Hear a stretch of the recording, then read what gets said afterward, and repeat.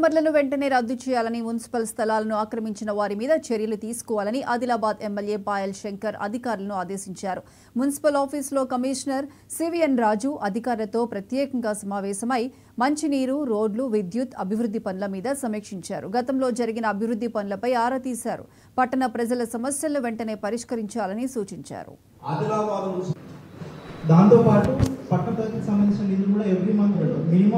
వాళ్లకు సంబంధిత కాగితాలు అన్నీ ఉన్న తర్వాత వాళ్ళకు ఇల్లు కట్టుకోవడానికి మనకు అనుమతులు ఇవ్వాలి. అనుమతులు ఇవ్వకుండా వాళ్ళకి ఇబ్బంది పెట్టడం వల్ల రకరకాల ఆదిలాబాద్ పట్టణంలో పర్టికులర్గా ఇంటి ఓనర్లని కొందరిని బ్లాక్మెయిల్ చేస్తున్నారు కొందరు వ్యవస్థ. మున్సిపాలిటీ మనం మానిటరింగ్ చేయాలి. వాళ్ళు ఏమి ఇల్లు కట్టుకుంటారో పాపం అన్ని విషయాలు వాళ్ళకి తెలియదు కట్టుకుంటారు. వాళ్ళని కోర్టులలో కేసులు వేసి కొందరు విపరీతంగా బ్లాక్మెయిల్ చేస్తున్నారు.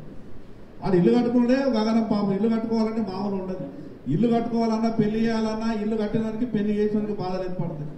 వాడు ఇల్లు కట్టుకునేటప్పుడు ఇటు మనము ఇబ్బంది పెట్టడం, మిగతా వాళ్ళు కొందరు బ్లాక్మెయిలర్ ఇబ్బంది పెట్టడం.